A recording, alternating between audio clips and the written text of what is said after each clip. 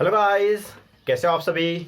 मेरा नाम है वैभव और मेरा काम है आपको फिजिक्स पढ़ाना। ये क्या बोल रहे सर, है ना। कुछ मैं तो ऐसे ट्रायल ले रहा था। कैसे हो आप सभी। बहुत अच्छे ना, बहुत बढ़िया। तो शुरू करते हैं नया टॉपिक। हम पढ़े थे रोटेशनल डायनामिक। हमने 5 लेक्चर कंप्लीट किए, 5 लेक्चर पूरे, ठीक है ना, 5 लेक्चर। अभी हम 6वां लेक्चर कंप्लीट करने जा रहे हैं। इसमें हम टोटल सर्कुलर मोशन का पार्ट कंप्लीट करेंगे। अगले लेक्चर से हम शुरू करेंगे रोटेशनल मोशन, इस चैप्टर का सेकंड पार्ट रोटेशनल मोशन। शुरू में हमने बहुत सारे टॉपिक को कंप्लीट कर दिया है। लास्ट में जो मैंने टॉपिक पढ़ाया था वो था vertical circular motion and conical pendulum. क्या याद है सभी को? बहुत अच्छा। देखो, मैं जो हर दिन वीडियो अपलोड कर रहा हूं, मतलब एक दिन के बाद में, तो मुझे ऐसा लगता है कि आपकी तरफ से रिस्पांस आना चाहिए। और कुछ कुछ बच्चे जो है बहुत सारे अच्छे रिस्पॉन्सेस दे रहे हैं मुझे। मैं उनको धन्यवाद कहना चाहूँगा। ऐसे ही बने रहिए हमारे साथ में। आपको ज़्यादा टेंशन लेने की ज़रूरत नहीं है। एक दिन के बाद में मैं वीडियो अपलोड करूँगा। आगे के दिनों में डेली वीडियो अपलोड करूँगा शाम के टाइम में शायद से। और अगर आपको समझ रहा है वीडियो लेक्चर्स में, तो मैं कहता हूँ आप वहाँ पे कमेंट करिए, लाइक भी करिए और प्लीज़ अपने दोस्तों के साथ में शेयर करिए ताकि मेरा कॉन्फिडेंस बढ़े। कॉन्फिडेंस बढ़ने का मतलब ये है कि मुझे थोड़ा सा उत्साह मिले इस काम में, है ना, थोड़ा एनर्जेटिक लगे। जैसे कि मैं पढ़ा रहा हूँ, यस मुझे पढ़ाना है, आपके लिए पढ़ाना है, आपके लिए पढ़ाना है। तो ये सभी चीज़ें अंदर से जब आगे से थोड़ा सा कुछ कोई कहता है कि सर थैंक यू सर, तो मुझे बहुत गर्व महसूस होता है। मुझे बहुत अच्छा लगता है कि मैंने किसी के लिए, मतलब मेरे बच्चों के लिए किया, मैंने मेरे बच्चों को पढ़ाया। बहुत अच्छा लगता है मुझे, बहुत एनर्जी आती है और मैं और एनर्जी से वीडियो बनाती जाऊँगा, डेली वीडियो अपलोड करते जाऊँगा। तो प्लीज़ थोड़ा सा कोऑपरेट करिए, थोड़ा सा शेयर करिए आपके दोस्तों के साथ में। आप फेसबुक पे, मुझे पता है आजकल तो व्हाट्सएप की घंटी बजती रहती है, टुंग टुंग टुंग टुंग, तो वहाँ पे एक स्टेटस हमारा भी डाल दीजिए वहाँ पे, है ना। VIP lecture number 1, lecture number 2, ऐसे कुछ करके, ठीक है ना। बहुत अच्छा। चलो अभी हम टॉपिक पे आते हैं। उस दिन हमने देखा था वर्टिकल सर्कुलर मोशन। क्या आपको याद है वर्टिकल सर्कुलर मोशन? बिल्कुल याद होगा। चलो देखो कैसे होता था वर्टिकल सर्कुलर मोशन। एक सर्कल था, हमने उसको 4 पॉइंट में डिवाइड किया था। इसको हमने A बोला था, इसको हमने B बोला था, ये C पॉइंट था और ये D पॉइंट था। याद है सभी को? बहुत बढ़िया। ABCD, ये था लोअर मोस्ट पॉइंट और ये था अपर मोस्ट पॉइंट, और इसको बोलते थे मिड पॉइंट या फिर horizontal position. Exactly horizontal, horizontal मतलब आड़ा, एग्जैक्टली हॉरिजॉन्टल। ओके, उसके बाद में हमने यहाँ की वेलोसिटी निकाली थी। चलो यहाँ पे थोड़ा सा टेंशन ड्रॉ करके देखते हैं। इसका टेंशन था सेंटर की तरफ, टेंशन एट ए। इसका वेट था सेंटर की तरफ mg, क्योंकि इस पॉइंट का जो सर्कुलर मोशन कर रहा था उसका मास था m। सो वेट कितना होता है? m × g weight. उसके बाद में इसका वेट डाउनवर्ड, फिर से mg डाउनवर्ड, और इसका जो टेंशन है वो टेंशन एट b ऊपर सेंटर की तरफ। उसके बाद में इसको नाम दे देते O। यहाँ का centripetal force is equal to tension होता था। हमने क्या था? Centripetal force is equal to tension, tension at D, या फिर हम कहेंगे tension at C is equal to centripetal force. हमने ये भी लिखा था। ओके, उसके बाद में यहाँ की वेलोसिटी कितनी निकाली थी? तो सबसे ज्यादा वेलोसिटी बॉटम पे, क्योंकि जब यहाँ से आता है तो स्पीड बढ़ती बहुत ज्यादा बढ़ती है। यहाँ पे कम कम कम कम कम, फिर से बढ़ती है, कम होती है, फिर से बढ़ती है, कम होती है, फिर से बढ़ती है, बढ़ती है, कम होती है, बढ़ती है, ऐसे होते रहता है। यहाँ की वेलोसिटी कितनी थी? So VB is equal to √5RG या फिर 5GR, जो भी आपने लिखा होगा। यहाँ पे कितना था? सो सबसे कम यहाँ पे था √RG, और ये था वेलोसिटी एट A। उसके बाद में यहाँ पे कितना वेलोसिटी था? सो ये था अपना मिड पॉइंट, हॉरिजॉन्टल पॉइंट। यहाँ पे वेलोसिटी था, velocity at D is equal to √3GR। ये मैं क्यों याद कर रहा हूँ? मैं ये क्यों मतलब आपसे याद करवा रहा हूँ, क्योंकि इसका बहुत काम है इस टॉपिक में। टॉपिक का नाम है मास टाइड टू ए रॉड, और वहां पे क्या था? मास टाइड टू ए स्ट्रिंग। हमने एक रस्सी को, मास को बांधा था। यहां पर हमें रॉड को बांधना है। रॉड कैसे होता है? रिजिड होता है। रॉड कैसे होता है? ऐसे सख्त सा रॉड कैसे होता है? देखो, अरे देखा कि नहीं आपने? कभी रॉड देखा है कि नहीं देखा है? हाँ लोहे का जो होता है अच्छा सा सख्त सा। तो देखो यहाँ पर ये जो रॉड है ये बहुत रिजिड होता है, एकदम स्ट्रॉन्ग होता है थोड़ा सा। सो यहाँ पे स्ट्रिंग कैसे होती है, ऐसे ऐसे, इसको सीधा करो दो फिर दिखती है ऐसे।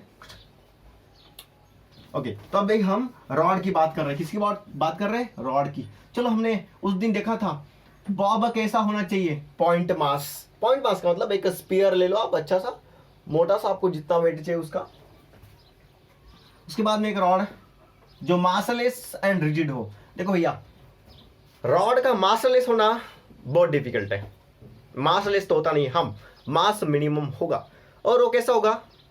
और वो होगा रिजिड।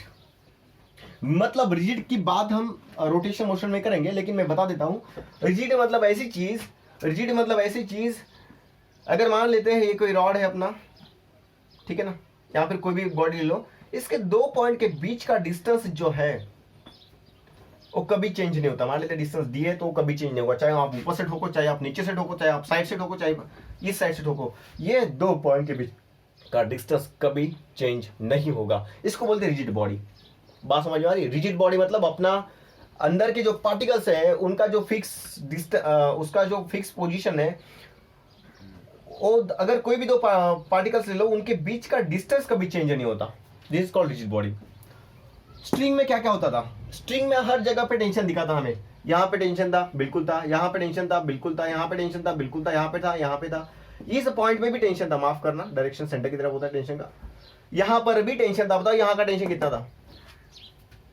बताओ कितना था? तो मैं बताता हूं, टी, हमने इसको पी पॉइंट बोला था, T P is equal to M V square by R plus M G cos theta.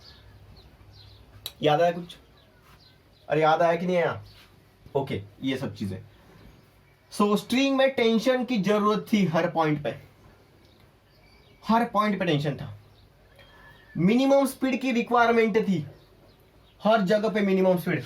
यहां तक कि हमें यहां पर भी अपर मोस्ट पॉइंट पे भी मिनिमम स्पीड की रिक्वायरमेंट थी कि नहीं थी? ऑफकोर्स थी। कितनी थी? रूट जी आर या फिर रूट आर जी। लेकिन रॉड में ऐसा कुछ है नहीं। रॉड में बहुत सी चीजें घटाई जाती है, हम कम कर सकते हैं। चलो दिखाता हूं कैसे। मैं हर एक चीज को एकदम प्रूफ के साथ में आपके सामने लाऊंगा, आपको विश्वास करना ही पड़ेगा। चलो देखो, मान लेते हैं यहां पे हमने रस्सी को बांधा, ये स्ट्रिंग वाला काम है, ठीक है ना भैया? अरे समझ रहे हो कि नहीं समझ रहे हो? ये स्ट्रिंग है और ये रॉड है।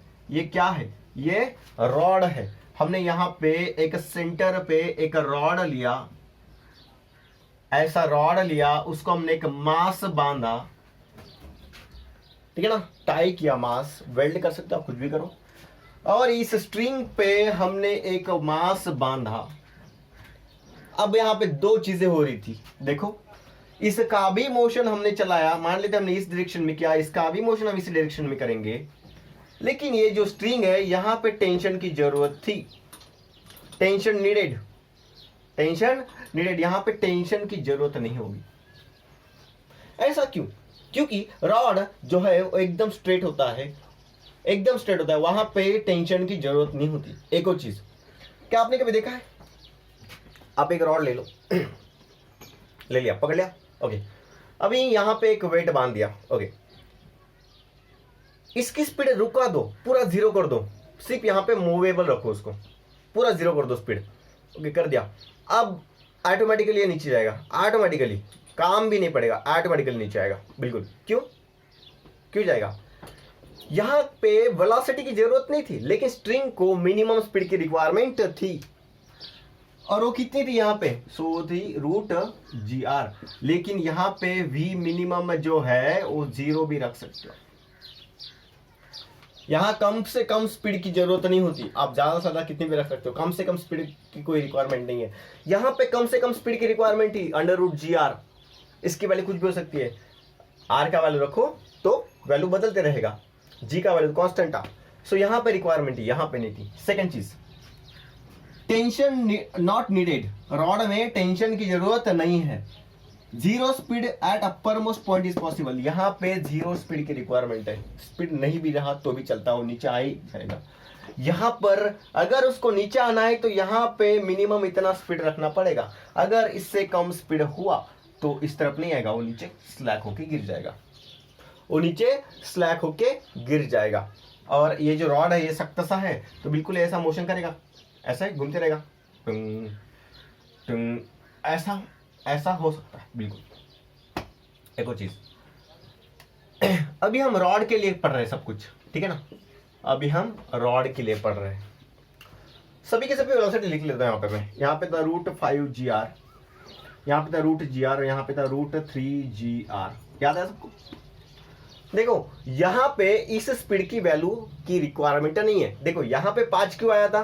क्योंकि यहाँ से स्पीड को ऊपर जाते जाते यहाँ पे कुछ ना कुछ स्पीड बचा नहीं थी उसे।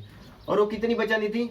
√GR, इतनी स्पीड उसको वहां पे बचानी थी। यहाँ पे स्पीड बचाना है क्या? नहीं। तो यहाँ पे कितना स्पीड था? 1 GR, है ना। √GR का मतलब क्या हुआ? 1 GR ना। तो यहाँ पे 5 GR दिया था, यहाँ पे क्या होगा?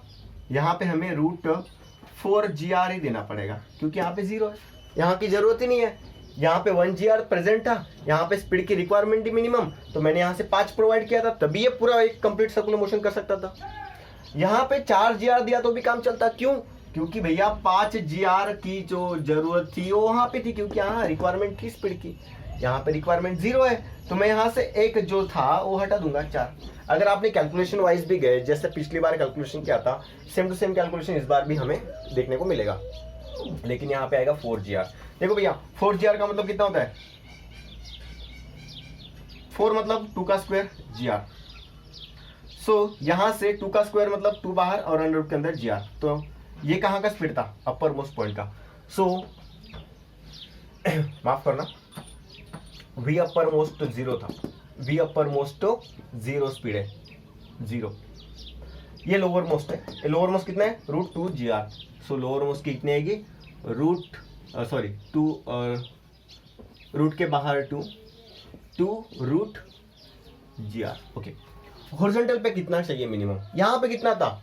√3 GR, लेकिन यहाँ तक पहुंचाना ही नहीं उसको स्पीड, मतलब यहाँ पे स्पीड 0 चाहिए आपको। सो यहाँ पे अगर यहाँ पे √3 GR है तो यहाँ पे कितना आएगा? 2 GR, √2 GR, क्योंकि 1 से कम करना पड़ेगा। सो यहाँ पे आएगा अंडर रूट के अंदर 2 GR। देखो डिफरेंस ध्यान में रखना, यहाँ पे √GR और यहाँ पे अंडर √2 GR। बात समझ रहे हो? आपको बात समझ रही है? ओके, सो ये कैसा है? अभी आपको पूछेगा, आपको स्ट्रिंग के बारे में सवाल नहीं आया न्यूमेरिकल में।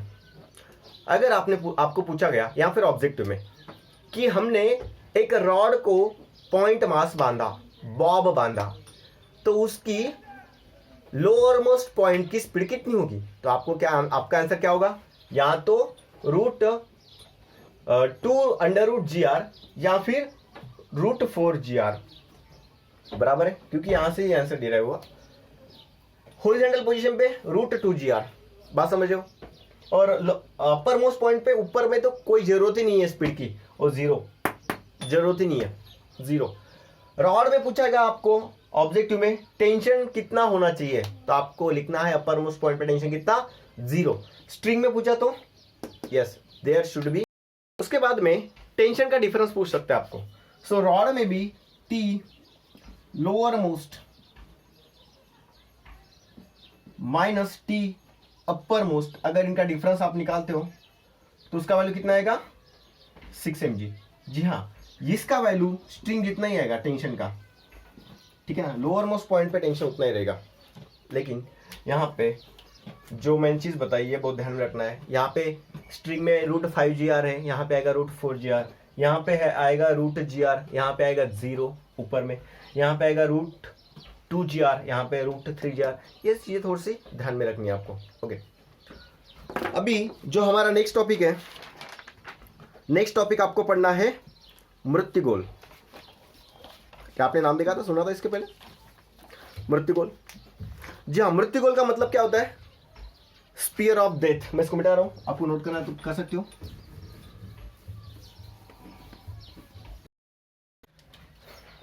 ओके, सो अभी हम देखने वाले हैं स्पीयर ऑफ डेथ।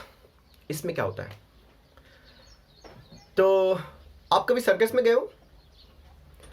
पहले के सर्कस में एक मृत्युगोल नाम का एक प्ले था, जिसको बोलते हैं हम स्पीयर ऑफ डेथ। मतलब जैसे हमने मौत का कुआं देखा था, ये उसी के जैसा है, लेकिन वो हॉरिजॉन्टल सर्कुलर मोशन में घूमता है मौत का कुआं। और ये कैसे घूमता है? ये वर्टिकल सर्कुलर मोशन में, ऐसे गाड़ी के साथ में। सो मान लेते हैं ये स्पीयर कैसे होगा पूरा, ठीक है ना, मैं ऐसे दिखा रहा हूँ वर्टिकल, या फिर ये पूरा ऐसे स्पीयर होता है। ओके, और शुरुआत में छोटे छोटे हॉरिजॉन्टल सर्कल लेता है ऐसे, फिर ऐसे लेगा, फिर ऐसे लेगा, फिर ऐसे लेगा, और एक समय ऐसा आएगा वो ऐसा शक्तिमान के जैसा घूमेगा ऐसे, एग्जैक्टली वर्टिकल। ऐसे कैसे? तो यहां पर उसे नॉर्मल रिएक्शन, जो हम स्ट्रिंग में देखे थे, स्ट्रिंग में क्या होता था, यहां पे टेंशन था क्योंकि यहां पे रस्सी बांधी हुई थी। लेकिन यहां पे ऐसा नहीं हो सकता, यहां पे सेंटर में कोई रस्सी तो बांधी नहीं होगी बाइक वाले को, बिल्कुल नहीं होती, रस्सी बांधी नहीं होती। तो क्या होता है, यहां पर नॉर्मल रिएक्शन प्रोवाइड होता है, नॉर्मल रिएक्शन प्रोवाइडेड कौन करता है? Provided by surface of a sphere. तो बात समझे आपको? तो यहां पे क्या होता है, स्फीयर के सरफेस की तरफ से एक नॉर्मल रिएक्शन मिलता है, स्फीयर की सरफेस की तरफ से। बस यही एक पॉइंट है वहां पे, और यहां पे क्या डिफरेंस है। एक और चीज, अगर आपको लार्ज सर्कल्स के लिए आपको लीनियर स्पीड ज्यादा होना जरूरी है, लीनियर स्पीड, मोर लीनियर स्पीड की जरूरत होती है। व्हाइल फॉर स्मॉलर सर्कल्स, अगर आपको छोटे छोटे सर्कल में राउंड मारना है, स्मॉलर सर्कल, सो यहां पे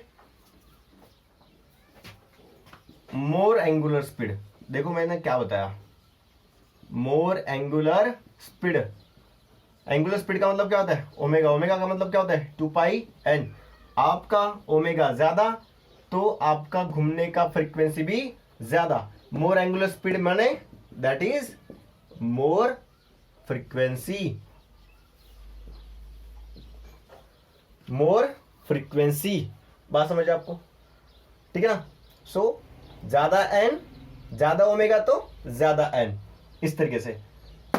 सो ये दो पॉइंट नोट करने लायक है, ऑब्जेक्टिव में आए तो पूछ सकते हैं, अदरवाइज मुझे लगता नहीं इसके ऊपर कोई क्वेश्चन आएगा। ओके ओके, अभी हम न्यूमेरिकल पढ़ने वाले हैं। न्यूमेरिकल या फिर हम कहेंगे एग्जाम्पल नंबर 4, आपकी बुक का एग्जाम्पल नंबर 4। ठीक है, अब इस क्वेश्चन में देखो, एकदम सिंपल सा क्वेश्चन है, थोड़ा सा ट्विस्ट किया उन्होंने हॉरिजॉन्टल सर्कुलर मोशन के साथ में उन्होंने कोनिकल पेंडुलम का थोड़ा सा यूज किया यहाँ पे, उसको हम पढ़ेंगे अच्छे से। ठीक है, आपको डरने की जरूरत नहीं है। आपने कभी मेरी गो राउंड के बारे में सुना है? नहीं सुना होगा तो मैं बताता हूँ आपको मेरी गो राउंड क्या होता है। देखो कभी कभी आप गए होंगे मेले में, सो ठीक है ना, घूम के मेले में गए होंगे, सो वहाँ पे इस तरीके से कोई मशीन खड़ी होती है। यस, ऐसा एक वर्टिकल पिलर होता है, बहुत अच्छा जाड़ा सा पिलर, उसके ऊपर से ऐसे हॉरिजॉन्टल रॉड होते हैं बहुत सारे, ठीक है ना, ऐसे, और उसको ना ऐसे लटकाए होते हैं, है ना, घोड़े, ऐसे घोड़े लटकाए हुए होते हैं एकदम वर्टिकल, ठीक है ना, इस तरीके से एक पिलर, और इस तरीके से ऊपर में हॉरिजॉन्टल रॉड, और उसको लटकाए होते हैं घोड़े। ये है घोड़े, ठीक है ना, ये है घोड़े, यहाँ पे ऐसे घोड़े लटकाए हैं, ये ठीक है, और इसका रोटेशन होता है, ऐसा होता होगा या फिर ऐसा होता होगा। तो यहाँ पे बच्चों को बिठाया जाता है, ठीक है, छोटे छोटे बच्चों को, और ये गोल गोल घूमता है ऐसे, गोल गोल गोल गोल।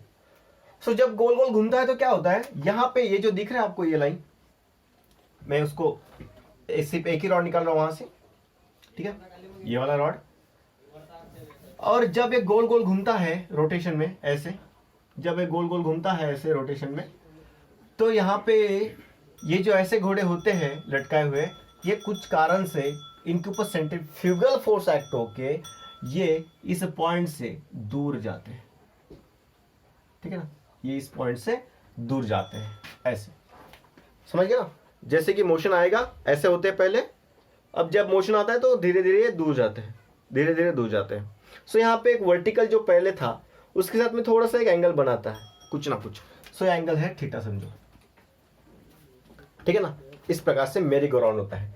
यहाँ पे होता है वर्टिकल पिलर, जो कि मैंने यहाँ पे कुछ पॉइंट लिखे हैं, इसको बोलते हैं वर्टिकल पिलर।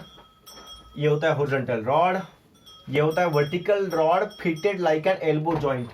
एल्बो मतलब हमारा एल्बो इस तरीके से, ये परपेंडिकुलर वाला एक एल्बो जॉइंट यहाँ पे फिटेड है, और इसको बोलते हैं मेरी गो राउंड। और फिर इसको एक रोटेशन में घुमाते अच्छे से, तो फिर मजा आता है बैठने वाले को। अरे आता है कि नहीं आता है? घोड़े पे जो बैठता है उसको मजा ही आता है, ठीक है ना? ओके, अब सुनो, यहाँ पे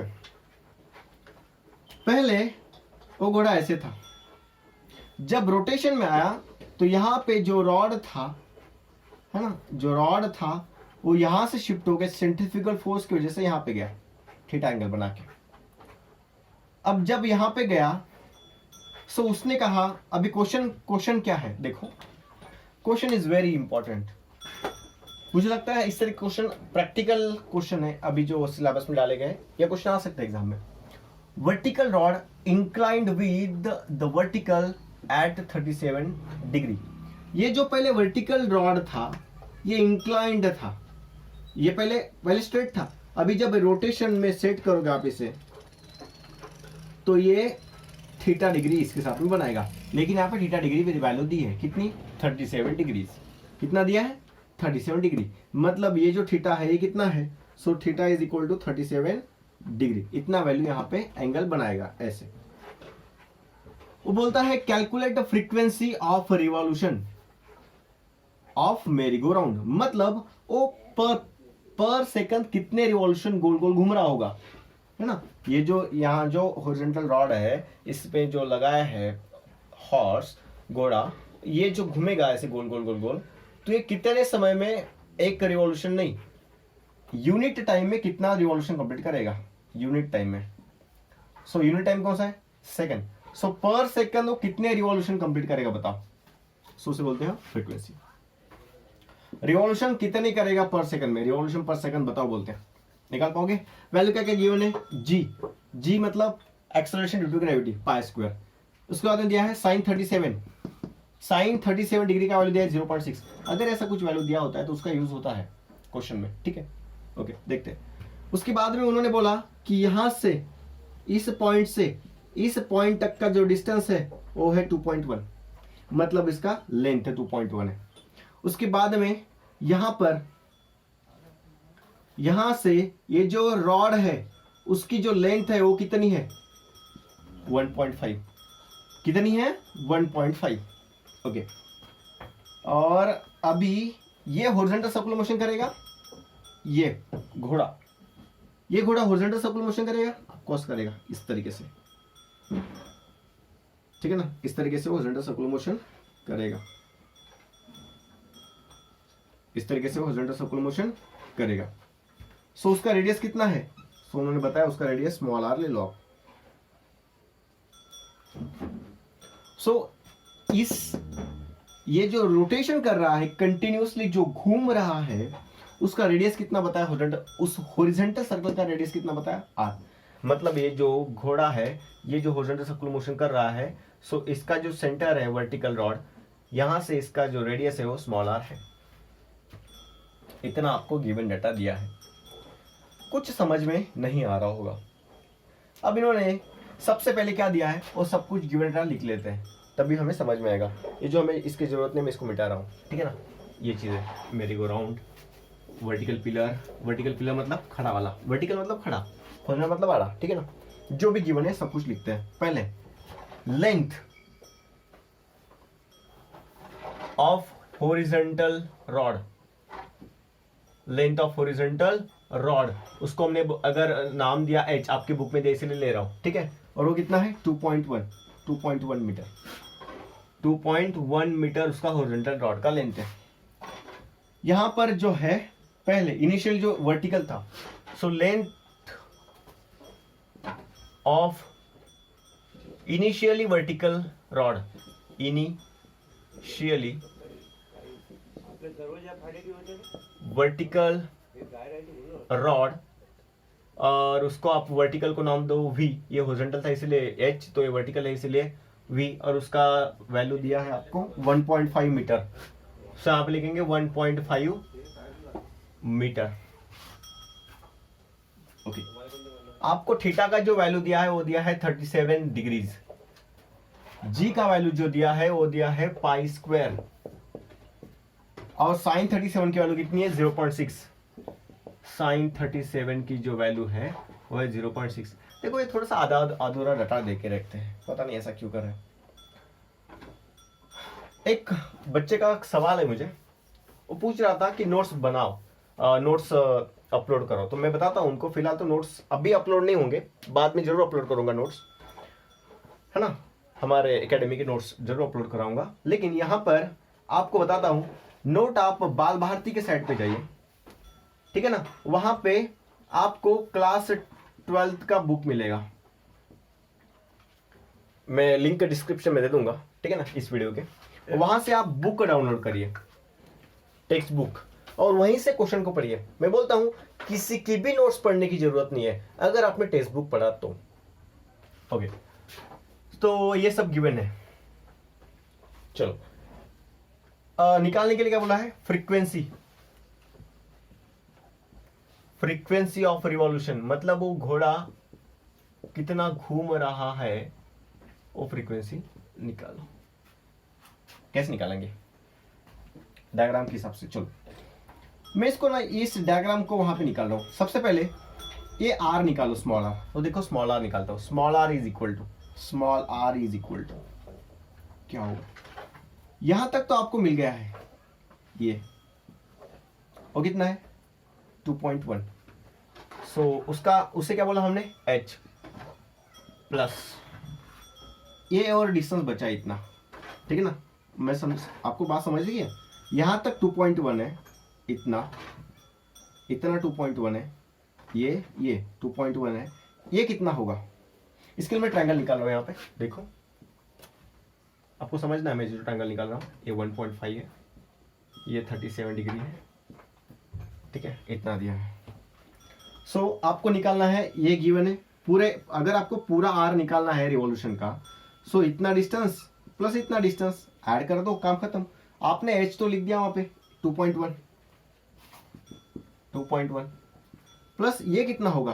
सो देखो इस ट्रायंगल से निकलता है, ये कितना है 37 डिग्री, इसकी अपोजिट साइड कौन सी है, ये अपोजिट है, ये कौन है, ये 90 डिग्री रहेगा, हाइपोटेनियस, ये 90 डिग्री रहेगा ना, ये वर्टिकल रॉड था, ठीक है ना, ये वर्टिकल है तो यहाँ पे 90 डिग्री बनेगा। सो ये बनेगा हाइपोटेनियस। तो देखो अभी क्या होगा, सो यहाँ पे साइन थीटा का वैल्यू क्या होता है, sine theta is equal to, बताओ, तो यहाँ पे लिखता हूँ थोड़ा सा,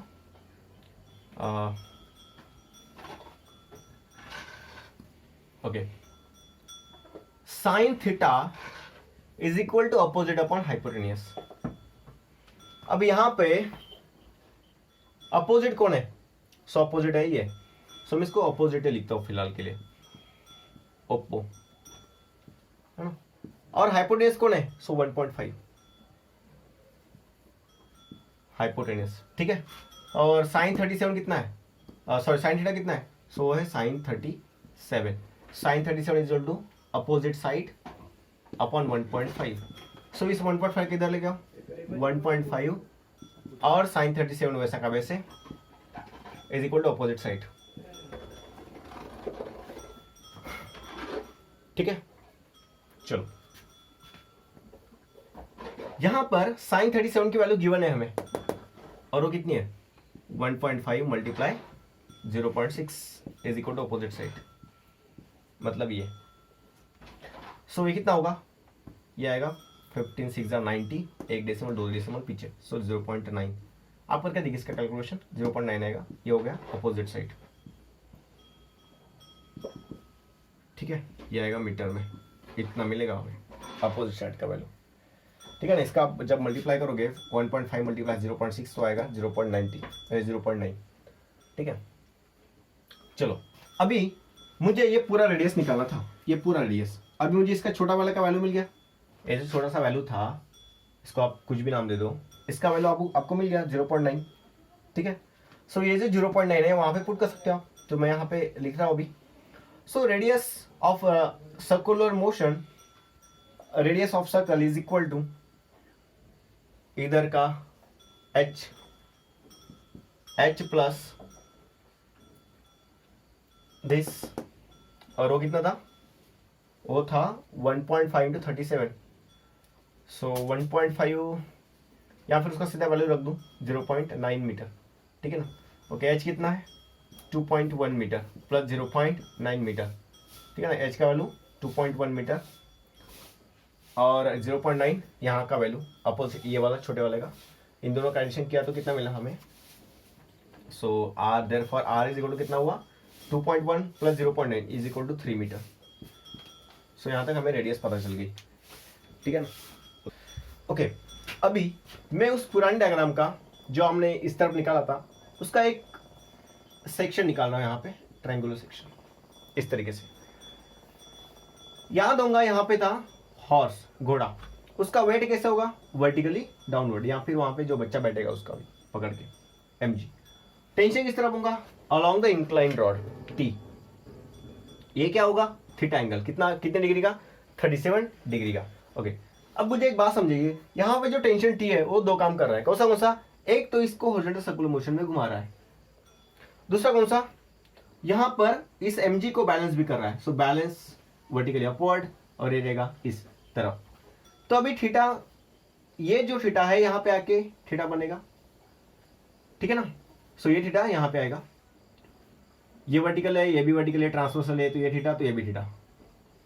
थीटा के बाजू वाला कॉस थीटा, थीटा के बाजू वाला कॉस थीटा, ये टेंशन है तो ये भी बनेगा टी कॉस थीटा, तो ये क्या बनेगा टी साइन थीटा, बचा हुआ क्या बनेगा टी साइन थीटा। तो आपको देखना है अभी कि ये जो टी कॉस थीटा mg को बैलेंस कर रहा है, और टी साइन थीटा क्या है, सेंटर की तरफ, और सेंटर की तरफ कौन सा फोर्स होता है, सेंट्रीफ्यूगल फोर्स। अगर आपने नहीं देखा होगा तो लेक्चर नंबर 2 देख लीजिए। टी साइन थीटा जो है वो किसको बैलेंस करेगा, सेंट्रीफ्यूगल फोर्स को, और सेंट्रीफ्यूगल फोर्स का वैल्यू क्या होता है mr ओमेगा स्क्वायर। उसके बाद में टी कॉस थीटा ऊपर की तरफ जा रहा है, वो किसे बैलेंस करेगा, mg को। ये है आपका इक्वेशन नंबर 1, ये है आपका इक्वेशन नंबर 2। अभी आप एक काम करिए, इक्वेशन 1 डिवाइड बाय इक्वेशन 2 करिए। इक्वेशन 1 क्या है, T sine theta is equal to है mr ओमेगा स्क्वायर, और नीचे क्या आएगा T cos theta equation 2 upon में आएगा mg, mass mass cancel, T cancel, तो साइन अपॉन कॉस क्या बनेगा tan थीटा, tan थीटा क्या बनेगा r omega square upon g, r omega square upon g। लेकिन आपको इसमें से कुछ भी नहीं चाहिए। मैंने ओमेगा स्क्वायर क्यों यूज किया, क्योंकि हमें पता है ओमेगा मतलब कौन है 2 पाई n, बराबर है। सो मैं यहाँ पे ओमेगा की जगह पे भी वैल्यू पुट करता हूँ, ठीक है। जो हमें चाहिए जी को इधर लेके आता हूँ, सो ये बनेगा g into tan theta is equal to r, वहीं के वही, ओमेगा का मतलब क्या होता है 2 पाई n, और उसका क्या है स्क्वायर। सो अभी g का वैल्यू पता नहीं, फिलहाल हम वैल्यू नहीं रखेंगे। g tan theta is equal to r वैसे का वैसे, 2 का स्क्वायर 2 स्क्वायर, पाई का स्क्वायर पाई स्क्वायर, n का स्क्वायर n स्क्वायर। अभी हमें क्या चाहिए यहाँ से n, तो जिसको चाहिए जो चाहिए उसी तरफ रखेंगे n स्क्वायर, बाकी सब चीजें इधर। सो ये 3 चीजें बची, उसको नीचे लेके आओ। सो g tan theta divided by r, नीचे 2 स्क्वायर मतलब 4 नीचे, और पाई स्क्वायर भी नीचे। सो यहाँ पे r थोड़ा दूर लिखता हूँ, मल्टीप्लाई 4। ओके, सो अभी n स्क्वायर, लेकिन हमें क्या चाहिए, हमें क्या चाहिए n। सो पहले हम n स्क्वायर लिख लेते हैं। n square is equal to क्या मिला g, g का वैल्यू कितना है पाई स्क्वायर, देखो हमें गिवन है g का value pi square. tan theta, tan theta का वैल्यू कितना है tan 37, tan 37 divide by r, r का वैल्यू कितना है 3, उसके बाद में कौन है 4, सो 4 का 4 ही रहेगा। बाद में कौन है पाई स्क्वायर। एक और चीज देखो, यहाँ पे मैंने लिखा था, एक बार फिर से लिखा देख रहे हैं यहाँ पे, tan 37 का वैल्यू देखोगे तो आएगा 0.7535। आखिरी दो चीजों को छोड़ दो 35 को, ये लॉक टेबल से देखो, आप लॉक टेबल मिल जाएगा, आप लॉक टेबल खरीदोगे आप बाद में, ठीक है, या फिर खरीदाऊंगा तो आप देख सकते हो उसमें। अब tan 37 का वैल्यू है 0.75, इतना 0.75, और 0.75 कितना होता है 3/4, 0.75 कितना होता है 3/4, क्योंकि 0.75 मतलब थर्ड, 3 पार्ट हो गए 4 पार्ट में से, सो 3/4। सो अभी मैं यहाँ पे लिख रहा हूँ हर एक चीज। ये n स्क्वायर है लेकिन हमें चाहिए n, तो मैं लिखूंगा इस तरफ स्क्वायर रूट। पहले देखते हैं क्या क्या कैंसिल होता है। Pi square cancel. Okay, tan 37 का वैल्यू कितना है? सो है 0.75, और नीचे में क्या है? 3 × 4। क्या है? 3 × 4। ओके, अब आसान हो गया। देखो n इज इक्वल टू 0.75 का क्या लिखा मैंने? 3/4। क्या लिखा? 3/4, और डिवाइड में क्या आएगा? 3 × 4। ये 4 नीचे आएंगे, 16 नीचे। n is equal to under root of 3 ऊपर में, 3 नीचे में था, 4 नीचे में था, और एक 4 आया मिला, तो देखो अभी 3 कैंसिल, तो बचा क्या नीचे में? सो नीचे में बचा 1/4 का स्क्वायर, और स्क्वायर रूट कैंसिल, तो आंसर क्या बचा? 1/4। सो क्या होगा? 1 का स्क्वायर रूट क्या होगा? 1, और 4 का स्क्वायर रूट क्या होगा? 4।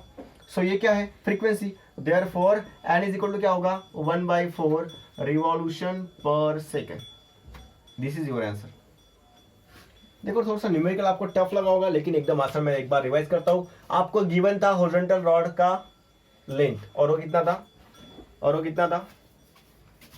एक बार मैं फिर से कराता हूं। वो कितना था? यहां से 2.1 इतना। अभी फिर क्या दिया था? ये वर्टिकल रॉड था, लेकिन घूमने के बाद में ऐसा हो गया, और यहाँ पे आपका वेट मास था, उसका वेट mg वर्टिकल डाउनवर्ड था। ये एंगल बना था थीटा 37 डिग्री, और यहाँ से जो ये पॉइंट था, ये हॉरिजॉन्टल सर्कुलर मोशन ऐसे कर रहा था, ऑफकोर्स करेगा। अब इसकी जो लेंथ थी वो थी 1.5। फिर हमने जैसे जैसे ट्रायंगल में sin 37 लगा के अपोजिट अपॉन हाइपोटेन्यूज करके हमें एक वैल्यू मिला था। अपोजिट अपॉन हाइपोटेन्यूज का वैल्यू 1.5 था। sin 37 का वैल्यू गिवन था 0.6 का वैल्यू के साथ में इस 1.5 से मल्टीप्लाई किया, और हमें मिला 0.9 मीटर। यहाँ पे मल्टीप्लाई है, ध्यान में रखना। उसके बाद में टोटल रेडियस कितना हुआ? तो हमने देखा था इतना रेडियस 2.1 था, और इतना आया था 1.5 इंटू 0.6, वो आया था 0.9। सो ये आया था 0.9, ये 0.9 था, और ये था 2.1। इन दोनों को जब मैंने ऐड किया 2.1 प्लस 0.9, तो मुझे मिला कैरी 1 3.0। कितना मिला हमें? 3.0, मतलब 3 मीटर। उसके बाद में मैंने फोर्सेस को अभी डिस्क्राइब किया। Forces third mg downward, t cos upward, mg downward. फिर यहाँ पे t sin थीटा और mr ओमेगा स्क्वायर एक दूसरे को बैलेंस कर रहे थे। फिर हम इस तरफ आए, इक्वेशन 1 अपॉन इक्वेशन 2 किया। t sin theta upon t cos theta में से t cancel is equal to mr omega square upon mg, mm cancel, तो r omega square upon g is equal to tan theta. फिर यहाँ से g इधर गया, और फिर ये सब कैलकुलेशन किए। इस तरीके से आसान था न्यूमेरिकल। अब हम अगला न्यूमेरिकल देखेंगे।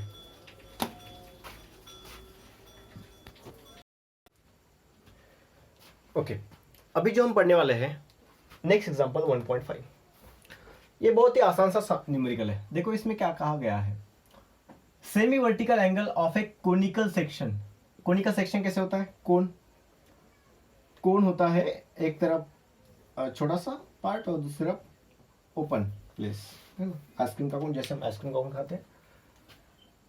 Of a funnel is 37 degree. So इसका सेमी वर्टिकल एंगल है। अब सेमी मतलब कौन सा? ये है वर्टिकल एंगल, ये पूरा जो है वर्टिकल। सेमी मतलब आधा, मतलब ये है थीटा। ठीक है, ये आपका कोनिकल सेक्शन। इस तरीके से आपका कोनिकल सेक्शन होगा। ओके, ये है theta is equal to 37 degree. जो भी गिवन है उसको लिख लेते हैं। थीटा क्या है? Given 37 degree. Okay, there is a small ball kept inside the funnel. हमने एक छोटे से बॉल को यहां पे रखा, छोटे से ball. Maximum speed that ball can have, ज्यादा से ज्यादा स्पीड वो बॉल कितनी रख सकता है? In order to remain in the funnel is 2 metre per second. 2 metre per second, ये ज्यादा से ज्यादा स्पीड है उसकी, ताकि वो इससे बाहर ना निकल जाए। ठीक है, देखो ये आपका फ्यूनेल है। जब यहाँ पे अंदर में गोल गोल घूमेगा तो यहाँ पे स्पीड कम होगा उसका घूमने का, यहाँ पे बढ़ेगा। जब ये ऊपर आएगा ना तो इसकी स्पीड बढ़ेगी, हो सकता है बाहर निकल जाए, एस्केप हो जाए, इससे भी ज्यादा गया तो। लेकिन उन्होंने बोला कि मैक्सिमम स्पीड उसकी कितनी होनी चाहिए? 2 metre per second, so that वो कहां पे रह सकता है, रिमेन रह सकता है इन फ्यूनेल। इस फ्यूनेल में रहने के लिए उसे कितनी स्पीड चाहिए, इस फ्यूनेल में रहने के लिए उसे कितनी स्पीड चाहिए, ज्यादा से ज्यादा 2 मीटर पर सेकंड, ताकि वो यहां पे घूम सके। ज्यादा से ज्यादा, कम से कम तो 0 होती है, वो यहां पे पड़ा रहेगा 0 के ऊपर, ठीक है। ज्यादा से ज्यादा 2 metre per second. Calculate inner radius of brim. ये ब्रिम क्या होता है, सो यहां पे लिखता हूं मैं, ब्रिम मतलब होता है किनारा। क्या होता है, किनारा। अब मुझे एक बात समझाइए, यहां पे किनारा कहां पे है, सो ये दिस इज ब्रिम, ठीक। सो बोल रहा है calculate inner radius of brim. इसका इनर रेडियस निकालो, मतलब ये बड़ा रेडियस निकालो, ये निकालो। Is there any limit upon the frequency, क्या यहां पे फ्रीक्वेंसी पे लिमिट है। अब फ्रीक्वेंसी मतलब क्या होता है, एन मतलब क्या, वो कितना घूमना चाहता है। सो अभी हम उसके बारे में डिस्कशन करेंगे। देखो, हमने एक बार कही थी अभी थोड़ी देर पहले, कहां पे किया था, एक क्वेश्चन में क्या था, मैंने उसमें बताया था, अगर उसको ये कहा था, वो स्पीयर ऑफ डेथ में देखा था कि उसको अगर यहाँ पे घूमना है तो पहले वो धीमे धीमे ऐसे ऐसे घूमता है। शुरुआत में उसकी स्पीड एंगुलर ज़्यादा होती है, फिर लीनियर स्पीड बढ़ जाती है, ठीक है ना, ऐसे घूमता है। इवेंचुअली वो वर्टिकली मारता है, वर्टिकल राउंड मारता है या फिर हॉरिजॉन्टल मारता है, ऐसे ऐसे ऐसे भी कर सकता हूँ, ठीक। तो ये था V max 2 metre per second यहाँ पे। अब पूछ रहा है कि वहां पे is there any limit upon the frequency of rotation, वहां पे कुछ लिमिट हो सकती है क्या। तो देखो, लिमिट के बारे में बताता हूं। यहां पे ज्यादा से ज्यादा कितने, कम से कम कितने, यहां पे ज्यादा से ज्यादा कितने, कम से कम कितने, यहां पे 0 हो तो कितना, 0 तो फ्रीक्वेंसी तो 0 हो जाएगा। सो फ्रीक्वेंसी ऑफ रोटेशन, वहां पे लिमिट होना चाहिए क्या, कुछ ना कुछ। देखते हैं कितना लिमिट होना चाहिए, कम से कम, ज्यादा से ज्यादा। सो जब वो पास में होता है तो ज्यादा रोटेशन लेता है, जब वो दूर जाता है तो ओमेगा कम होता है। जब वो यहां पे रहेगा तो ओमेगा फ्रीक्वेंसी जो है वो मैक्सिमम रहेगी। हाँ, ओमेगा भी रहेगा, ओमेगा फ्रीक्वेंसी के साथ में यहाँ पे मैक्सिमम रहेगा, और यहाँ पे एन मिनिमम रहेगा, क्योंकि यहाँ पे लीनियर स्पीड जो है वो मैक्सिमम होती है। वी मैक्स होता है यहाँ पे, लीनियर मैक्स, एन मिनिमम। यहाँ पे वी मिनिमम होता है, वेलोसिटी मिनिमम, स्पीड मिनिमम होती है, और फ्रीक्वेंसी एन मैक्स होती है यहाँ पे। ओके, सो वो कितनी होनी चाहिए limit, how much it is it. उसके बाद में इज इट लोअर और अपर, वो अपर होनी चाहिए या लोअर होनी चाहिए, ठीक है। सो अपर का मतलब होता है ज्यादा से ज्यादा। अपर का मतलब क्या होता है, अपर का मतलब यहाँ पे ज्यादा, ज्यादा कितनी होनी चाहिए, और लोअर का मतलब कितनी, क्या होता है, कम से कम कितनी। लोअर मतलब कम से कम, लोअर मतलब कम से कम। ओके, सो इस क्वेश्चन में यहां तक तो हमने पूरा क्वेश्चन का डिस्क्रिप्शन किया। उन्होंने बोला g is equal to 10 metre per second square, sine 37 is equal to 0.6, यहां तक पूरा गिवन है। चलो, अभी मैं यहाँ पे जो पार्टिकल घूम रहा था उसके ऊपर के कुछ फोर्सेस दिखाता हूँ आपको। सो उसको मैं यहाँ पे ड्रॉ कर रहा हूँ, ठीक है ना, आपको अलग से ड्रॉ करने की जरूरत नहीं है। यहाँ पे रहेगा पार्टिकल, और ये जो एंगल है वो कितना था, 37 डिग्री। कितना था, 37 डिग्री। थोड़ा सा बड़ा निकालता हूँ अच्छे से, क्लैरिटी से। ये था आपका फ्यूनेल, ठीक है। यहाँ पे है आपकी बॉडी, ये है वर्टिकल एंगल 37 डिग्री का, चाहो आप थीटा कह दो उसको। ओके, यहाँ पे जो बॉडी रहेगी उसका वेट होगा वर्टिकल डाउनवर्ड mg, और ये जो सरफेस है जिसके ऊपर वो कांटेक्ट कर रहा है खुद का, वो होगा नॉर्मली परपेंडिकुलर, ये होगा 90 डिग्री। ये है नॉर्मल रिएक्शन, ठीक है। अभी देखो, नॉर्मल रिएक्शन दो चीजें कर रहा है, उसको हॉरिजॉन्टल सर्कुलर मोशन में घुमा रहा है ऐसे। तो एक फोर्स सर्कुलर मोशन के सेंटर की तरफ होना चाहिए, और दूसरा इस mg को बैलेंस करने वाला होना चाहिए। आगे बात वहीं पे, ये थीटा है, देखो अच्छे से, इसको सीधा निकाल रहा हूं, उसके पीछे का रीजन बता थोड़ी देर के बाद में। ओके, सो ये अगर थीटा, ये वर्टिकल लाइन निकाल रहा हूं, देखो ये वर्टिकल लाइन है, यहां से ये ऐसे जाएगा लाइन, यहां पे एक और लाइन मारी, ठीक। ये एंगल थीटा है तो ये कितना होगा, थीटा, मतलब ये कितना हो गया, थीटा। बात समझिए। अब देखो, ये लाइन और ये लाइन कितनी है, 90 की। ये थीटा है तो ये कितना होगा, ये कितना होगा, अरे ये थीटा है तो ये कितना होगा, ऑफ कोर्स ये होगा 90 माइनस थीटा, ये वाला। और अगर ये 90 माइनस थीटा है तो ये देखो, ये परपेंडिकुलर फोर्सेस है दोनों एक दूसरे को, ये वर्टिकल फोर्स था, ये वर्टिकल फोर्स था, और ये हॉरिजॉन्टल है, मतलब ये और ये 90 डिग्री का है। अगर 90 माइनस थीटा तो ये कितना होगा, अगेन थीटा। तो देखो अभी एनालॉजी कैसे दिख रही है, अभी देखो एनालॉजी कैसे दिख रही है, ये हॉरिजॉन्टल फोर्स, ये नॉर्मल रिएक्शन, और ये अपना फोर्स, ये था थीटा, ठीक है। सो ये था एन, सो ये बनेगा एन कॉस थीटा, क्यों, क्योंकि ये थीटा के बाजू वाला कॉस थीटा, और ये बनेगा एन साइन थीटा। बस यही समझाना था, ये था एन कॉस थीटा और ये था एन साइन थीटा, थीटा के बाजू वाला एन कॉस थीटा। आप अच्छे से एक बार देख लो उसको, देखो क्या था, ये था कोनिकल सेक्शन, ये था कोनिकल सेक्शन, अच्छे से देखना बेटा, अच्छे से देखना, ये था कोनिकल सेक्शन, यहां से ये था वर्टिकल लाइन, ये था बॉडी, ये था थीटा। अब यहां से डाउनवर्ड, और इसको था नॉर्मल रिएक्शन परपेंडिकुलर, ये था 90 डिग्री। यहां से अगर मैं इसको एक्सटेंड करूं ऊपर में, तो ये थीटा, तो ये भी थीटा, ये थीटा, तो ये कितना बनेगा 90 में से थीटा माइनस, और इसका जब हॉरिजॉन्टल कंपोनेंट निकालेंगे वर्टिकल के साथ में, ये जो हॉरिजॉन्टल निकालेंगे तो ये बनेगा फिर से थीटा। सो एन, तो ये बनेगा एन कॉस थीटा, और ये बनेगा वर्टिकल वाला एन साइन थीटा, ऐसे इस तरीके से। सो आपको ये डायग्राम बाजू में निकाल के रखनी है। यहां तक सब रिजॉल्व हो गया था। अब मैंने बताया इस एन साइन थीटा को कौन बैलेंस कर रहा था, वेट एम जी, तो यहां पर लिखता हूं जो जो जिसको इसको बैलेंस कर रहा था। सो एन साइन थीटा को बैलेंस कर रहा था weight M G, this is equation 1। Second, N cos theta को बैलेंस कर रहा था हमारा M V square by are.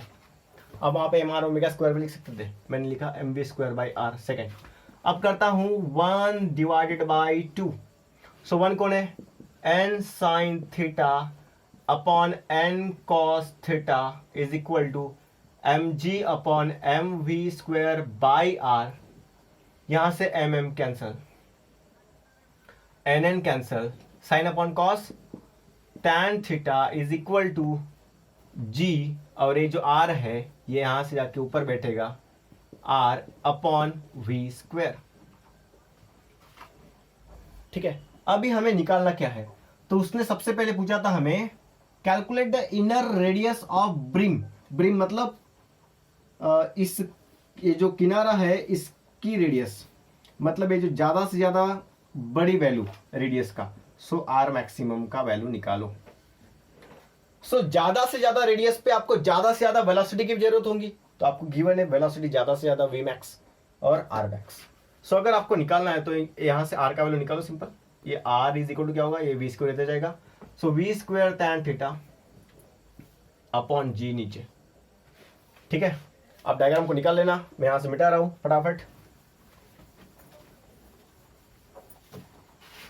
चलो, तो हमें चाहिए आर, अब हमें चाहिए था रेडियस मैक्सिमम, तो यहां पे मैक्सिमम लगा देता हूं, R max, V O B max, क्योंकि रेडियस मैक्सिमम तो वी भी मैक्सिमम, टैन थीटा वैसे का वैसे, अपॉन में जी, वैल्यू सबकी रखते हैं, R maximum is equal to V कितना है 2, उसका क्या आएगा स्क्वायर, टैन कितना है थीटा है 37, इसलिए टैन 37, अपॉन में जी कितना यूज करना पड़ेगा 10, जो गिवन है इसलिए 10।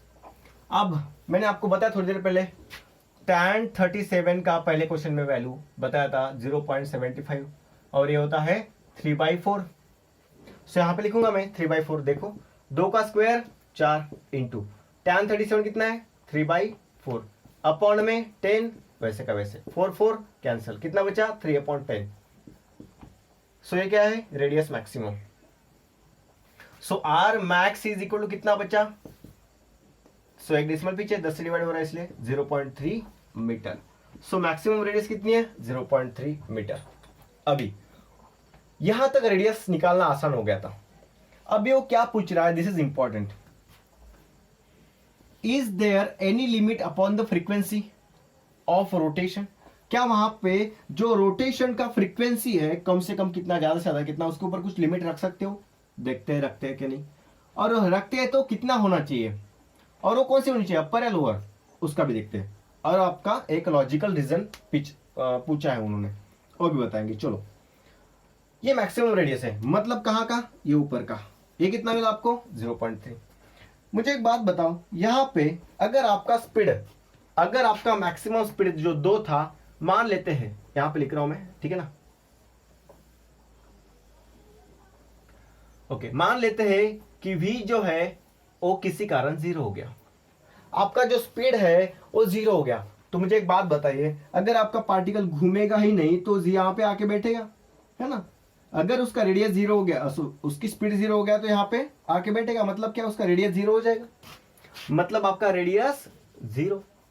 बात समझ लो, मतलब आपका रेडियस 0, मतलब उसकी कम से कम जब रेडियस 0 होगा तो ये बहुत तेजी से घूमने लगेगा। ये जब हम उसकी स्पीड 0 करना चाहेंगे, टेंस टू 0, मतलब 2 से लेके 0 तक जाएंगे, तो उसका रेडियस कम होते जाएगा। जब उसका रेडियस कम होगा तो उसका जो स्पीड है वो मेंटेन करने के लिए, जैसे जैसे छोटा छोटा होता जाएगा नीचे नीचे, तो उसका रोटेशन ना बहुत तेजी से घूमेगा, ऐसे गोर गोर गोर गोर गोर गोर बहुत तेजी से। सो मतलब क्या, उसका ओमेगा इंक्रीजेस, मतलब क्या, एन इंक्रीजेस। ऐसा क्यों सर, क्योंकि omega is equal to 2πn।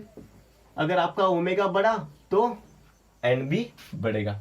अब एन इंक्रीज होते रहेगा continuously, so there is no upper limit, therefore there is no upper limit, there is no upper limit. हम कहेंगे कि वहां पे अपर लिमिट पॉसिबल नहीं है, there is no upper limit. So अब लोअर लिमिट की बात करते हैं, लोअर लिमिट। सो मुझे एक बात समझाइए, अच्छा चलो, अभी हमने मैक्सिमम स्पीड की बात कही, सो मैक्सिमम स्पीड है 2, मतलब इस 2 की स्पीड से जब वो घूमेगा तब उसको कुछ ना कुछ रिवॉल्यूशन कंप्लीट करना पड़ेगा, बराबर है, मतलब वहां पे कौन सी रहेंगी, so there must be lower limit. Upper limit मतलब ये बहुत ज्यादा बढ़ेगा ना, अपर मतलब बहुत ज्यादा हो जाएगी वैल्यू, सो उसका तो लिमिट नहीं बता सकते हम कितना होना चाहिए, लेकिन लोअर के बारे में बता सकते हैं। अब सर आपने क्यों नहीं बताया, क्योंकि बेटा आपका रेडियस कितना होगा 0, आपका वेलोसिटी कितना होगा 0, उस वक्त मैं क्या बताऊं, कैलकुलेशन तो कुछ होगा ही नहीं। चलो आप करके देखो, यहां पे वैल्यू डाल के देखो, आपका वैल्यू निकलेगा नहीं। सो इसीलिए मैं अभी उसकी लोअर लिमिट की तरफ देखता हूं। सो लोअर लिमिट तो प्रेजेंट रहेगा, बिल्कुल रहेगा, लोअर लिमिट। अब लोअर लिमिट क्यों रहेगा, क्योंकि जब वो रेडियस यहां पे आएगा तो उसकी वेलोसिटी मैक्सिमम होगी, स्पीड मैक्सिमम होगी, तो उस वक्त वो कम से कम कितना रिवॉल्यूशन करना चाहिए, अगर नहीं किया तो मान लेते हैं कि बंद पड़ जाएगा, नहीं किया तो। सो कम से कम कितना करना चाहिए, कम से कम lower limit of frequency. So lower limit of frequency कितनी होगी, देखो हमारे पास में फॉर्मूला क्या है, v is equal to omega R, ठीक है। सो यहां पे v is equal to omega का क्या वैल्यू है 2πr, सॉरी 2πn, ओमेगा मतलब 2πn और यहां पे क्या है r, ओमेगा मतलब 2πn और यहां पे क्या है r। अभी यहां से हमें क्या निकालना है, हमें निकालना है फ्रीक्वेंसी। सो n को वहीं पे रखो और v और ये 2π को नीचे, 2π को नीचे और ये r को भी नीचे। अब एक बात समझाओ, जब यहां पे लोअर की बात तो समझ गए, हमें लोअर की बात तो समझ गई, लेकिन अपर के बारे में सोचते हैं। अपर मतलब रेडियस कैसा, मैक्सिमम, तो उस वक्त वेलोसिटी भी कैसा रहेगा, मैक्सिमम। और ये वैल्यू है हमारे पास में, रेडियस मैक्सिमम निकाल रखे, वेलोसिटी मैक्सिमम गिवन है तो वैल्यू रखो। Therefore n is equal to velocity maximum कितना है, सो वेलोसिटी मैक्सिमम है 2, ओके, अपॉन 2, पाई कितना है, फिलहाल पाई को पाई ही रखते हैं, और r कितना रहेगा, यहाँ पे रख देते वैल्यू 3.14 रखो, यहाँ पे 3.14, ओके, और r कितना है, सो r आया था 0.3, ओके, सो 2 कैंसिल, सो n कितना बचा 1/3.14 इंटू 0.3, ओके। अब इसका वैल्यू निकाल के दिखाओ, चलो 3.14 को 0.3 से मल्टीप्लाई करो, कितना वैल्यू आएगा करके दिखाओ, यहाँ पे करता हूँ। 3.14 को मैं 0.3 से मल्टीप्लाई करूंगा, सो 3 4 12, कैरी 1, 3 1 3, 3 + 1 4, 3 3 9, ओके। अब यहाँ पे आएगा 0 0 0, 2 4 9 और यहाँ पे आएगा 0 1 2 3 1 2 3 1 2 3। मतलब आंसर कितना आएगा? n is equal to 1/0.9। हम इतनी वैल्यू लेंगे, 4 को छोड़ दो। अब 9 मतलब कितना? Nearly equal to 1। 9 मतलब कितना? Nearly equal to 1। सो ये कितना आएगा? ये आएगा nearly equal to 1/1 so 1 revolution. कम से कम एक रिवॉल्यूशन, कम से कम एक रिवॉल्यूशन पर सेकेंड, कम से कम एक रिवॉल्यूशन 1 सेकंड में करना चाहिए। कम से कम एक रिवॉल्यूशन करना चाहिए कम से कम। ये है उसकी लोअर लिमिट, कम से कम लोअर लिमिट। अपर लिमिट तो कितना भी कर सकता था, बहुत ज्यादा जा रहा था उसका। लोअर लिमिट तो इतना है, 1 रिवॉल्यूशन पर सेकंड।